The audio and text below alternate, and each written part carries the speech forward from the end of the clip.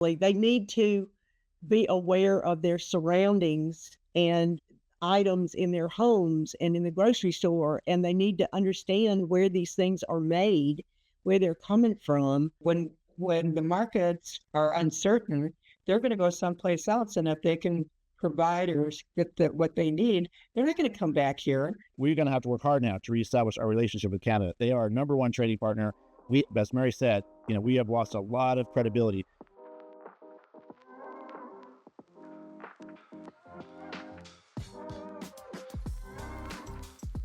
This is part 2 of a 2-episode conversation, so do yourself a favor and check out part 1, where Peter, Mary, and Liz swap some of their wildest stories as international trade directors for U.S. governors. It's a rare inside look at what it's like to represent a state on the global stage. If you're still with us, let's dive into part 2, where we shift from stories to strategy. We started talking about how some of the current policies might be affecting trade protocols and the trade process in general. I think we were going to ask Peter to kind of go back into what the foundations of, the principles of international trade are before we really delve into how the current policies might be affecting the people that are the next generation of trade directors that you helped set up. Yeah, that's a hot issue right now, as you know, and when we created the Trade Director Diaries, we started from a good foundation. The first chapter was basically the history of international trade. We went all the way back to Ricardo, who came up with the theory of comparative advantage. We brought it all the way up to Michael Porter and his diamond model from Harvard, adapting these international trade theories of comparative advantage into modern day time to focus on regional clusters and, all that sort of, we give a crash course to the students so they have a solid foundation. But we wanted to put the book more in a contemporary context. Okay, how does all this relate to today? And so we've educated them on the different types of trade policy, right? What is, free trade was basically it until the early 1900s. And then we had some pretty devastating impacts in our economy. And that's when we passed the Smoot-Hawley Act in the 1930s. And, it's so disturbing to see this history repeating itself in this regard, because we're entering a period of protectionism that we haven't seen. We saw a little bit of it in the first Trump administration, but now he's really going gangbusters. We read today in the media outlets that the challenge with Mexico. The Mexican president has basically talked him back a little bit, and now Mexico has a little break. They're not going to get these additional 25% tariffs until April 2nd. Canada unfortunately didn't cut that deal, so we're seeing some dramatic footage in Canada of they're already retaliating against us, right? And I saw some videos of Kentucky bourbon being taken off the shelves throughout Canada. So it's happening now. There is a reprieve in the automotive industry, thank goodness, because there's after NAFTA and now the USMCA, there's so much integration that wasn't there during Smoot-Hawley during the 1930s. We had so much economic integration between Mexico, Canada, and the U.S. Parts go 7 times across the border. So there'll be 7 times adding a tax, to make all the motor vehicles are going to be purchasing, unaffordable, in the next several years. So that's just one example. So I'm hoping that the business community is going to step in, and the lobbyists and the people that understand the markets have gone down quite a bit in the last few days. These are also indicators of the concern that executives are having, throughout, not just in the U.S., but globally. Our markets are so integrated with China, in North America, Europe, that we can't just pull back and pretend it's the 1930s and, throw up isolationist policies. It led to the worst economic crisis we've ever had in the history of our country, and we don't want to repeat that. So we're hoping that there'll be some common sense, that hopefully some of the judges will help us stop some of these policies from being fully implemented before it's too late.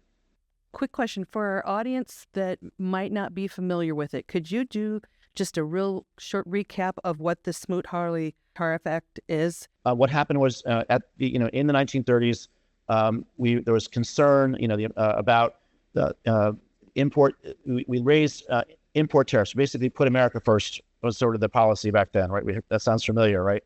So we decided that we're going to raise our tariffs on every country globally, right? And what happens when you start a trade war like that? They wanted to encourage people to buy American products, and it sounds great from a nationalist point of view or from a patriotic point of view, but the reality is we learned from history that it's better to focus on what you do best. Ricardo taught us that back in the 1700s. Each individual, each company should focus on specializing in what they do best. It's called comparative advantage. So during Smoot-Hawley, we basically said, we're going to put 10, 15, 20, 30% taxes or tariffs on every product coming from every country globally. So what countries do in that situation is they say, look, you're, discriminating against us, you're making us pay all this extra money to come to your country. We're going to retaliate, and we're going to raise the same tariffs or taxes on goods coming from the U.S. into our countries. So it just went into a downward spiral. One thing I'm concerned about right now with President Trump's trade policies is the issue of regressive taxes, right? That regressive tariffs. It's a hot issue right now, and it basically means, post World War II, the U.S. tended to lower all of our import duties from various countries, especially developing countries. We're trying to help them build their economies, right? So, and one way to do that is through export, right? And Japan has done it, Korea has done it. We've had so many countries. Germany came back from devastation of World War II because we gave them all these basically free access to our market. And, we've tried through all these different trade agreements globally, regional trade agreements, to reduce those barriers to make it easier for companies in other countries to do business with us and to grow their economy and to create jobs there. It's stabilizing from a political standpoint, as well as from a business standpoint. When you start looking at regressive tariffs and saying, if you're charging me India, 50% to bring in this particular product from the U.S., we're going to charge you 50% for the same product when you bring it back into the U.S. So it escalates the war, and it puts us into a negative downward spiral that it took us into World War II, the end of World War II, to get out of it. Right. So this is a pretty serious situation, and for people that don't understand trade policy, they think, oh, put America first. This is a great idea. But when you go into the details and look at history, you see that the opposite is true. We're better to have free trade and fair trade policies to help bring these countries up and to help support them grow. Well, I would say the majority of Americans don't understand tariffs. They don't understand international business.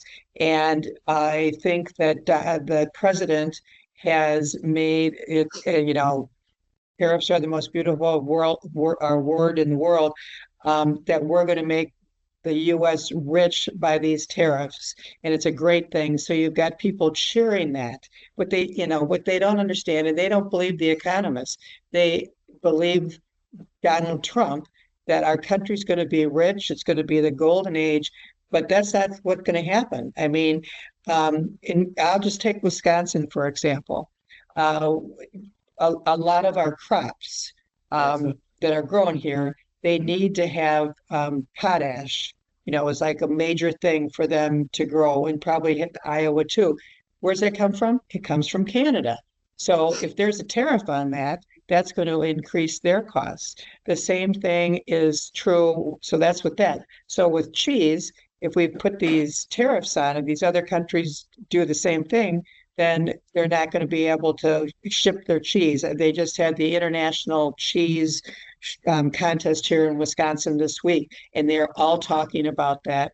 So they're extremely worried about it. And I talked to the woman that heads up the Canada office for a lot of the states yesterday, and she said, Canadian, she goes, what Donald Trump managed to do is that something that no other president has ever done. He's managed to create Canadian unity, and it's against the U.S. Every province has taken away that they cannot use any U.S. products, any U.S. components into any infrastructure projects.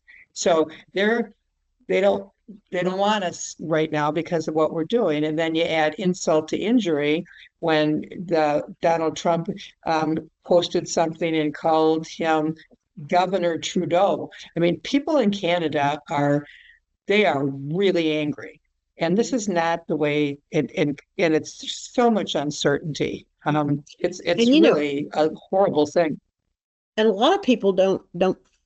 I mean, if you really start thinking through the new policies, and they change almost daily. But when you really start thinking about it, like with the automotive industry, The states, especially the states on the East Coast, have spent millions of dollars recruiting foreign automotive manufacturers to come to their states. And in Mississippi, we have Toyota and Nissan.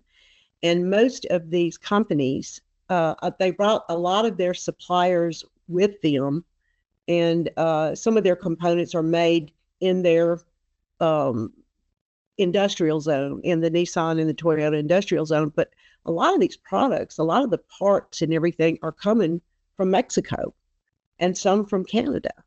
And so now, you've got Nissan saying, well, we're not going to be able to assemble cars here because we can't get the parts.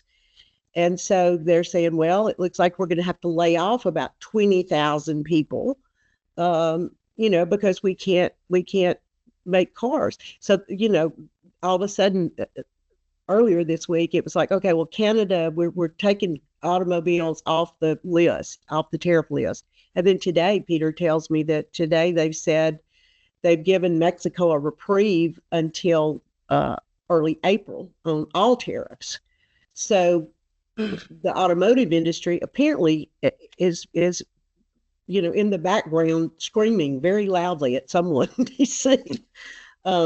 And the lobbyists are going crazy because, and the states have invested all of this time and money in these recruitment efforts and have given all of these incentives, tax incentives, and everything else to these companies. And, now our federal trade policy is not going to allow them to function. So, it's irrational thinking. Right. And they need an economist. They need an economist on staff. Yeah, they need to listen to their economists. There's an article in the New York Times today. Majority of economists, disapprove of the Trump's protectionist policies. But we've learned from history, that this doesn't work. We will see some foreign investment coming in. I mean, President Trump's, heralding that, oh yes, I got a company to come into, I think Alabama's made the commitments for a Taiwan operation, Taiwanese semiconductor operation. There will be some, they're going to, come in. But, the three of us are, we're trade directors focusing on trade. We always worked with our colleagues who were in the investment side of the business. And, investment's great. It does create jobs. It was a sexy part of international business for the various states because, you have these big, massive, PR splashes and 1,000 jobs are created. But in the long term, these companies pivot on a dime. If they're not making money, then when IBM, was to be acquired by Lenovo, when I was in North Carolina at the Research Triangle Park, they committed to us. We had to get special approval from the feds. So, the FDI, we're going to allow for this to happen because Lenovo committed to us that they're going to keep all of these, manufacturing jobs in North Carolina. Well, guess what? 2 years later, they all were gone. All the small, they went to a lower manufacturing facility, where the labor rates are much cheaper than in the U.S. They did at least keep the software side of the business and the consulting side, but massive layoffs at IBM, in the Research Triangle Park as a result of that period. So it sounds really good. Oh, wonderful. Taiwan Semiconductor is going to come in and create they're going to invest billions. But, you do the research 5 years from now, is it going to be there? The markets change dramatically. Big companies shift on a dime and will go wherever it's cheaper to produce the product, wherever they have the better, employees with the training.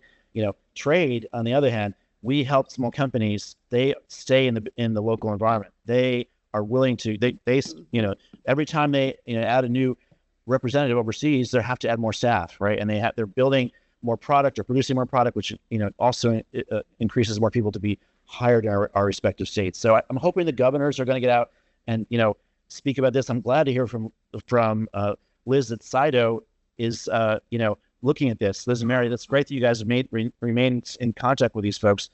Hopefully they're going to rally their governors to, bring this to the forefront. Well, again, I'm going to talk about Wisconsin because as I hear this and I know what's going on here, like a soybean is one thing, that we're not just the only soybean manufacturer. The last time that in 2017, when Donald Trump put the tariffs, increased the tariffs, shipping that to China, they found a new market. So these markets have not even come back from that. So when the markets for are uncertain, they're going to go someplace else. And if they can provide or get what they need, they're not going to come back here. So that whole uncertainty it's a horrible pattern. It's a horrible thing for everybody that's dealing with all of this. So yeah, the irony is that so many people that voted for President Trump thought that this is going to be a great way to reduce the cost of eggs and reduce the cost. I have high costs at the, inflation's out of control at 3% is not so bad. Okay. At 2% is the target, right? Anything over 2, you start to get worried. 3%, we can live with it. But what's going to happen is inflation is going to go up because, it's just going to make so many disallocations in the market. We're going to see, higher rates of inflation. I give it about a month when people start shopping and seeing the impact that all these policies are having at the supermarket, at the gas pump. There's going to be a lot of pushback. And I hope we have someone ready to step forward to lead the charge about how protectionist trade policies has never been and it will never be a good idea for any nation. With all of this that's going on, if you as trade directors had a magic wand and were given the power to control policy as well as restore trust, what actions would you take? The direct opposite of what President Trump is doing right now. We would go back to. Can you elaborate? Yeah, we would all this talk about tariffs and protectionism would be thrown out the door, right? It's just ridiculous. We're going to have to work hard now to reestablish our relationship with Canada. They are our number one trading partner. We, as Mary said, we have lost a lot of credibility. Not just Trump, but all of us, right? Because they're looking at us. We're the citizens of the U.S. How can we allow this to happen? How can this be going on? So, total opposite of what's happening now. We need to set the tariffs back to where they were. We need to, we need to focus on our own domestic economy. How are we going to reduce prices for Americans? That's one of the biggest issues right now. We have to, pursue, free trade policies, fair trade policies, and really get back to, stopping all these trade wars, stopping all these, these bad economic policies that have really set us, have upended the U.S. economy and now global economy. I mean, again, you mentioned what's going to be happening. I mean, we get fruits and vegetables from Mexico. They just had avocados on TV earlier, and now some stores selling them for let's just say $2. Starting next week, they're going to be, maybe now they won't, but it's going to be, they can only buy one avocado. And the price of one avocado is going to be $2. I just bought, last week, I bought some, is it cremini mushrooms? And I didn't realize till I got home, they came from Canada. And it's like, oh, so we're getting mushrooms from Canada. We're getting and we're not going to be getting those things. Or if we do, it's going to be so expensive. No, this is not tenable. It's not going to make our country rich. It's not going to be a golden age. We're going to turn into, I don't even want to throw out some country, but we're going to turn into a country that we don't want to be a part of because nobody can afford or wants to be afford the products that no question. And historically in global trade, the United States has always been seen as a not dependable trading partner. And that's something that we have worked to eliminate. And we've done it through building relationships, and that's what it's all about. But the U.S. does not historically have a great record as being, the most trustworthy traders in the world. A lot of times companies don't follow up. They don't know international protocol, even business protocols. So they're stepping on toes everywhere. We're just not known. I mean, everybody else has been in this game for a long, long time, and we have not.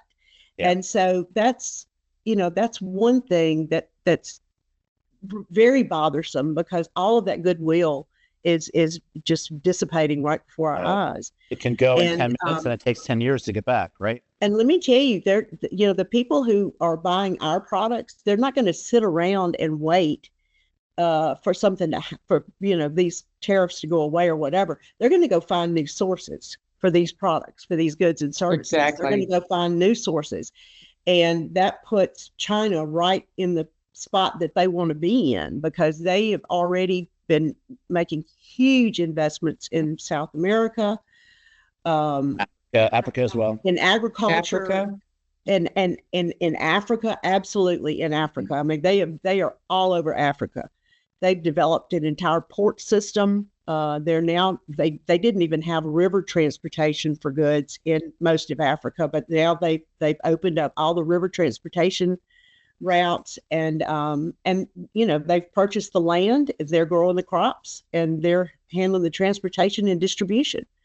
So it's not like it's going to be a huge disservice to a lot of markets, because they're just going to go find it elsewhere, and then we'll be out. And when we try to come back in, it's going to be, sorry, you haven't been dependable.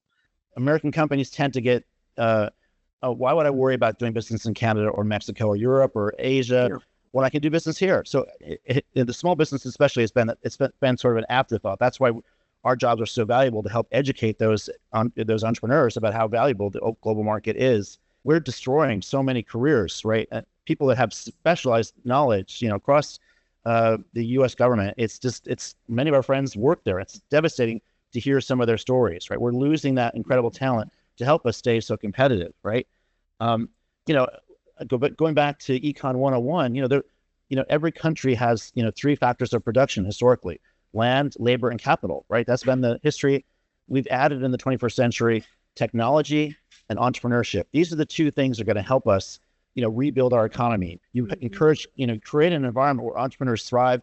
You keep the taxes, relatively low, but no tax for the very rich individuals. You want to create a very positive business environment for the economy, right? So these are the things that need to happen. The exact reverse of, what's happening now, unfortunately. What's going on right now, yeah.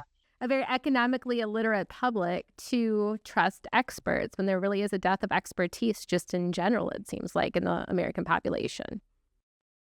I'm thinking we might need to do a new book, Trade Director Diaries 2, Solutions to, survive the environment. Yeah. I'm just thinking, what do you think? What not to do? Right. Well, I think somebody, again, the trade director now for Wisconsin said to me, companies are hesitant, they're tentative to even start exporting or to start going on these trade missions with everything that's going on. That's the worst thing. I mean, we had companies that, and companies should be, knowing that there's markets out there and they can sell to them. And now it's like, oh, I don't know if I want to spend the effort and the time because, this tariff is going to be, and it may not be there. And they're just going to pull back. We're going to be in for some really tough times with our little companies that need a different market, and they are afraid to do it now. Yeah, I think 2026 is going to be a key year for us. That's when we have the midterm elections, and I think given what's going to be happening in the next few months, as consumers begin to realize that this is not a good policy, it's not helping us reduce our costs day to day. We're losing money. They're going to shift. I hope we're going to shift and see more Democrats elected to Congress and to the House, and that will put a block, on all these crazy policies that are happening. We need more than just the judicial branch protecting us from these ridiculous policies that are out of control. So that's my hope. So, Peter, do you think that U.S. manufacturers will start going offshore into their bigger markets to manufacture their products? Of course. I mean, companies are not going to lose their business because of, outbound investment. Yeah, they will go, and that happened a lot of U.S. companies in the last trade war we had in the first Trump administration. A lot of them moved from China to Vietnam, right, to other locations to make sure they're maintaining that Asian presence to serve the Asian markets, right? And it's just China's loving this. They're gonna be number 2 in GDP probably in the next couple of years, and where we're like cutting all the USAID and support to these nations that need basic support, they're going to step in, and they're going to try to influence Chinese policies and Chinese ideas into these emerging markets that really need a balance in that approach. So we have so much work to do. It's a little scary, but to answer your question, long answer, we had the policies in place. Just don't repeat the mistakes of history. And what if we were to reconstructing the international trade system, like leaving the World Trade Organization? What would happen if we were to do that? Disastrous. Absolutely. We've worked hard. It used to be the General Agreement on Tariff and Trade under the UN umbrella before it became WTO. It's taken all the countries of the world. The majority of them are members of the WTO. It was a big deal for China to be allowed in. In the mid-90s. That's the thing people don't understand. We have rules in place. We have judicial mechanisms in place. If China violates, a law, on trade, we take them to the WTO. WTO makes a judgment either for or against. They have to abide by that if they want to be members of the WTO. And you don't want to give up the membership of the WTO. That is where the rules of international investment and trade and that's the place. You have to be a member to help influence future policies. So the fact that President Trump is pulling back from the WTO, not using existing mechanisms in place, it just makes me crazy, right? And unfortunately, the average American doesn't understand this, and we need to help get that message out. Besides that, what are a handful of things that the common person should know and understand regarding trade? But, just so very, very basic. Basically, they need to be aware of their surroundings and items in their homes and in the grocery store, and they need to understand where these things are made, where they're coming from. But that's just the simplest thing. Look at the tags in your clothes. Where was your car made? It's that basic awareness is just, for a lot of people, it's just not there. People just don't really realize how much we depend on foreign labor and manufacturing and services and everything else, a lot of things that just impact our daily lives. Encourage people to read the major business press where there's strong journalism standards, right? And that's a good start, but I really think there's more need for education on international trade. I'm glad that we have this book out there. I'm hoping that maybe we can, with all this happening with this podcast, maybe we'll get some hits on YouTube. They can join the class, right, and be part of the discussion. We've got plenty of space for them to go through I'm teaching undergraduates, and they're learning a lot. They're kind of wide-eyed in the class right now. They can't really believe that they're taking this course at a time when all this is happening. They're really interested in it and really grateful to be having this access to knowledge. It's made a lot of interesting, good debates in the class. But education is key. Reading, newspapers and outlets that are actual journalism. One thing, early on that Tommy Thompson had us do is we did a legislative informational day on international trade. And maybe it wasn't the legislator that would come in, but it was one of their staff. I don't know if any of that is going on now, because I don't think the average congressman, the average, maybe governors, are elected officials know anything about this. So I think if you've got the National Association of Manufacturers, you've got the National Governors Association, you've got the national, all these groups. There's got to be some people within those groups that believe in trade like we do in international, that can get out there and talk to people. I think people are just stunned and just frozen, trying to figure out what the heck is going on, and what can we do about it? That these are the two big questions, and I don't really have answers. I don't either. It's I think we need to reach out to champions of international trade. I love your idea of the legislative day. I never did that in any of my states. That's a great idea. Liz, you could have used that too, probably, I'm sure, with your legislators. But hopeless.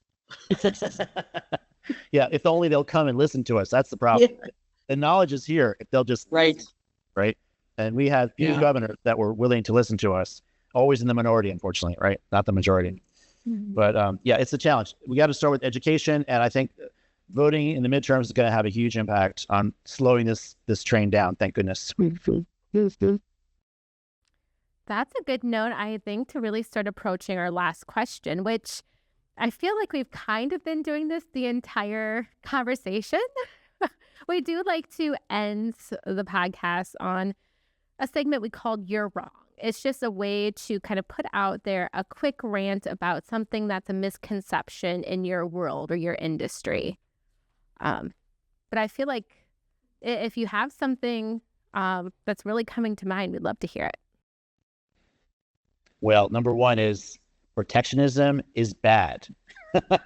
Yeah, that's pretty much. That should be our message, right? That, this is not, we through history, we've learned this is not an effective trade policy. It does nothing but destroy not only the domestic economy, but the global economy as well. So, people that are thinking that this is a great time for the U.S., that America is number one again, and we're going to be, it's the new Gilded Age. The previous Gilded Age was stopped by Teddy Roosevelt, and he did the right thing by encouraging competition, busting up these energy companies, and we need to do the same thing with our technology companies. Or we got to get these special interests that are so wealthy out of our political arena.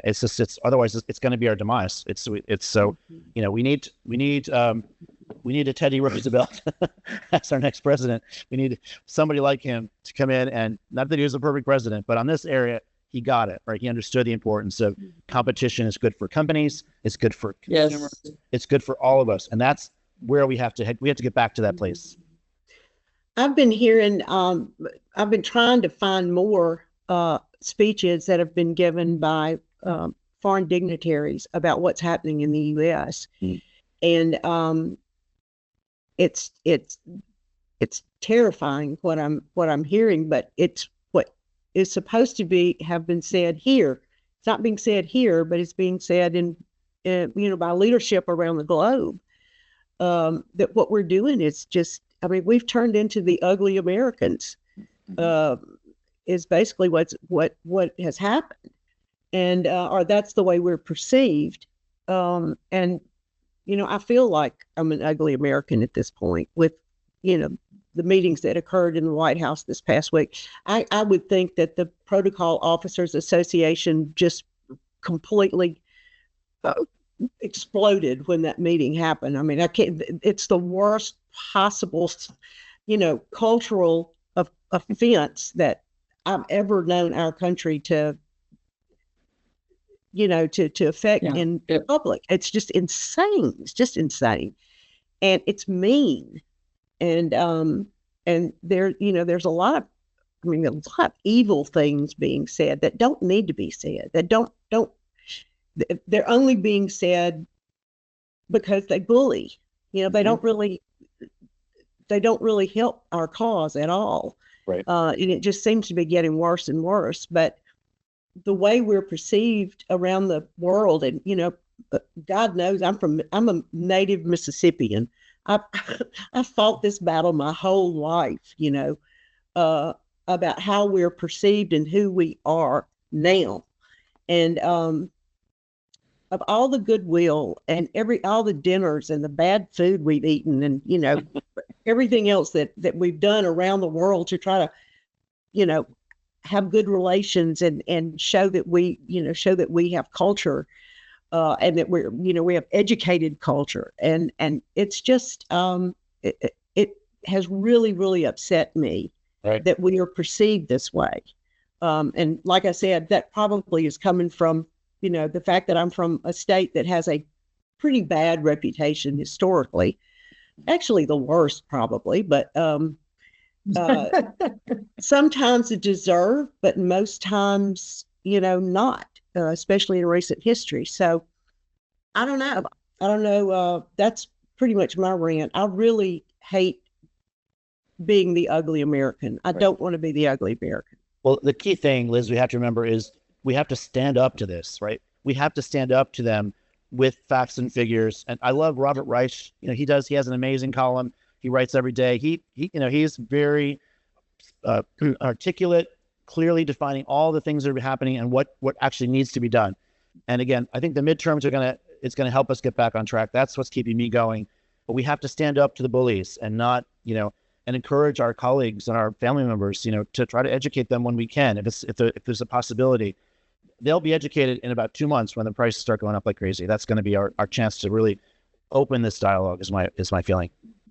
Mhm. You know what's interesting about this conversation, you guys, is back in the day when we were working and talking to companies, if you had asked me this question about a misconception about international trade, my comment would have been, international trade exporting isn't hard.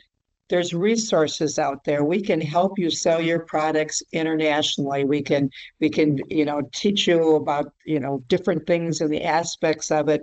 And now I feel like those things,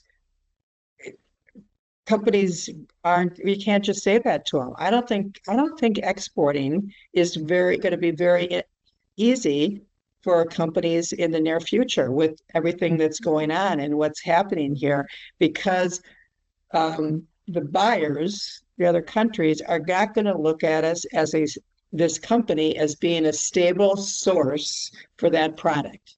And so that's so sad. Yeah. From where we've all come from is that, so the misconception would, now I don't think it's a misconception. I think right now trade would be more difficult than it was before. And I think that that really makes me sad. Companies. Yeah, we're losing competitive advantage. Companies will go other places. We're going to lose GDP. Because we'll have less production happening in the U.S. to meet the export market. I heard a data point from Trump recently. He said he wanted to, GDP, which is like a snapshot of all of our, how an economy is doing every year. There's 4 components. There's C, which is consumption, which is the biggest one for a mature economy, plus I, which is business investment, plus C plus I plus G is government spending. He wanted to take government spending out of the formula for GDP because he knows with all the cuts he's making in government spending, it's going to reduce our GDP numbers like significantly. Never mind what's happening in the economy, but government spending is a positive way to increase job creation and it does contribute to the economy. You can't just ignore that. Every country in the world uses this policy, and the last one is net exports, right? So how you look at how much you're importing, how much you're exporting, and you add that to the list of what are you producing in each respective country. So he wants to get rid of government spending as a part of GDP, which is just, it makes us crazy as economists. It's unprecedented. It's unheard of. Yeah, what he means by that, right? It's just he's trying to cover himself and say, oh, look, GDP hasn't gone down that bad. We just changed the rules, right? It's like a shell game. We have to be positive. We have to fight. We have to push back on the bullies and encourage everyone to vote in 2026 to hold the line, right, and stop it. We can recover. We can recover from this, but we need a new leader, in the next presidential cycle. Mm-hmm. And the challenges are almost overwhelming because like Mary said, it's going to become a lot harder for companies to export, and that's going to be for a lot of different reasons. But the competition thing is very worrisome because there are big players out there that are ready to step in and have been waiting for something like this to happen. Right. So that they could take advantage of it. Right. So, yeah. All right. On that positive note. Actually, I'm going to try and do that. For the future trade directors of the world, what are the key skills that you feel students are going to need to have to be successful in this? And what should they be doing to sharpen their pencils to step into this new world? Right. Well, I've got my ideas. I'm sure Liz and Mary have theirs too. But number one is study economics, right? It's always viewed as the dismal science and, kind of boring. And, if you ever saw Ferris Bueller's Day Off, with the one scene where all the kids are in detention and they're listening to the instructor, it's the economics instructor giving my lecture on fiscal versus monetary policy. So, it can be boring with the wrong instructor. If you have a good instructor that makes it more relative to what's happening in today's world, you can understand these concepts, but they need to know business. They need to know culture. They need to know law. They need to know marketing. All these things are critical for the emerging students who are looking at this type of career. But Liz and Mary, I'm sure you have other thoughts as well. They need to understand how politics work in the various markets, what can impact markets specifically for their industry sectors. They need to know what the issues are behind the scenes or within the market. That's one thing. And the only way you can do that is to travel and study. Yes. Oh, travel abroad, critical. Study abroad. Travel abroad. Yep. Yeah. History is critical. I've left that one out.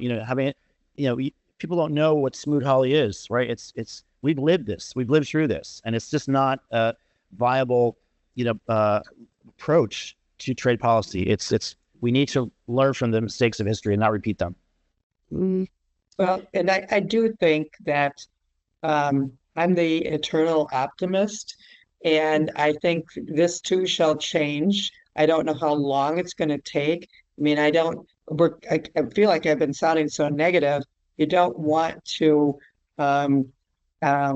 deter somebody, discourage these young people from going into international business. I think there's still, even more than ever, they're going to be needed to work with companies because there's still going to be exporting.